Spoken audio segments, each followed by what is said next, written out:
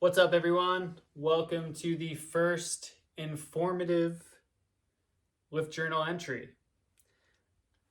I decided to kind of switch things up a little bit, and instead of sharing experiences kind of use more case studies, things that I think are interesting. For this one today, I'm doing wider versus narrow foil board. What's the pros and cons of each, and where the space is for each one. This whole time, I used the Progression 140 with a 800 progression mast, short fuse, 13.5 progression tail, and a 0.5 shim. So both boards were ridden with that same stuff. So let's start talking about it. So when looking at these two boards, you can see that they are drastically different outlines, and the shapes have different agendas.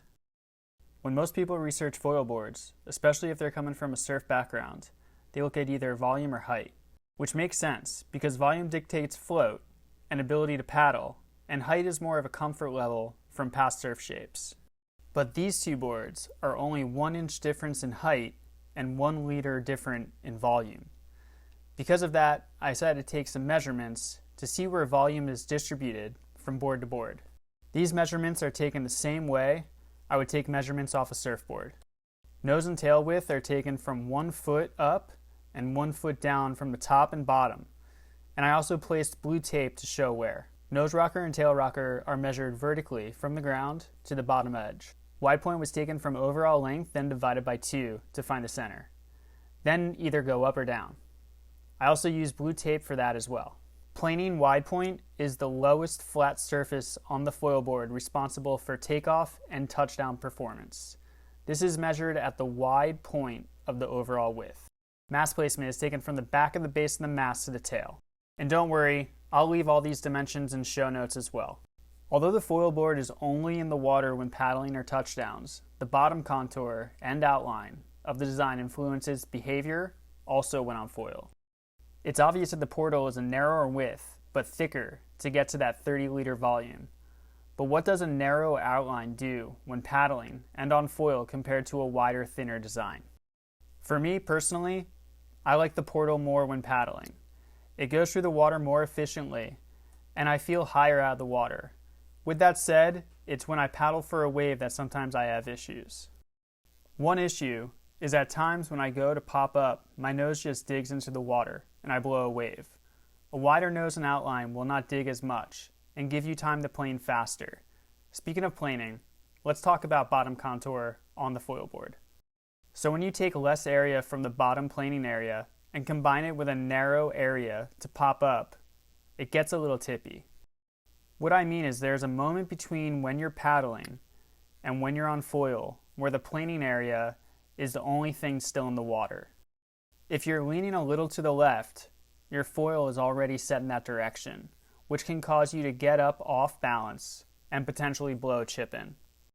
A larger plane area will allow more forgiveness in that critical 2-second make or break and make it easier to balance yourself out. So why would you want a smaller planing area? Well, when on foil and you end up touching down, a thinner area will be less sticky in the water, allowing you to potentially correct more mistakes while making sharper turns, and with the possibility of touching down, your chances of skipping back up are way higher. The narrow outline will also allow much more responsiveness to the foil. Toe to heel range will be much quicker, and I have also found front foot, back foot pressure to be way better, which in my opinion is important when connecting turns in high speed when your foil is on the verge of breaching. Also, pumping is way more efficient with a narrow outline because there is less volume, heel to toe, and front foot, back foot. The portal is an interesting outline in the fact that they pulled in the last 10 or so inches of the tail. To me, this makes it very, very balanced, and on foil, allowing me to have around the same area in front of me and in back of me. So what are some upsides to a wider outline? I have found with a wider outline, especially in the tail, I have a better chance of taking off in the whitewater. Sometimes, if there's a lot of swell, you can hang the whitewater area and pump out from there instead of attempting to take off in the steep surf. Another big benefit with a wider outline is stability. I hate wearing a leash and constantly have it wrapped around my leg. The width in the tail allows me to get it unwrapped without losing momentum and being too off balance. But let's get back to the pop-up. Stability is a huge factor in an ocean with lots of current and choppy surf. Even if your footing is a little off, since the board is wider, your foot pressure is not as much of a factor. Which is also another point I want to make around narrow versus wide. When using a smaller high aspect foil, I personally like a wider board because a smaller wing is already super sensitive. Sometimes, a narrow board and a small wing can result in a lot of mistakes and twitching. With everything happening so fast from the faster, smaller foil, the extra width in the board gives you a little more forgiveness.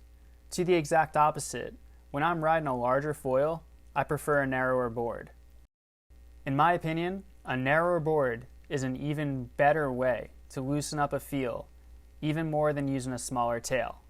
Remember, less area equals more reaction. All right, everyone. Thank you. I hope you enjoyed. I hope you learned a little something, maybe thought about things a little different way. The Amos will actually be my 7th board that I've ridden in my 1 year and some change of foiling.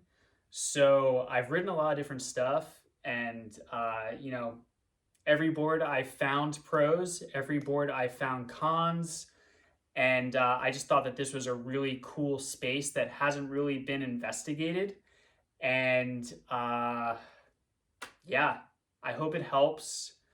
I have a lot of really fun stuff on the way.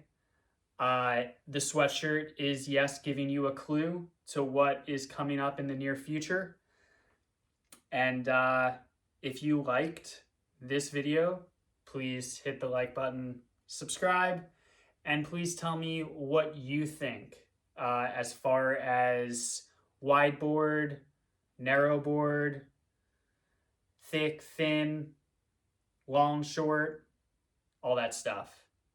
And yeah, get on foil. Later, guys. What's up, everyone? My name is Dave Sincox from New Jersey, and I am beyond stoked on the Monera foil bag. Besides it being super durable with its polyester waterproof outside and padded UV inside, there are 3 features that really stand out to me in the design of this bag.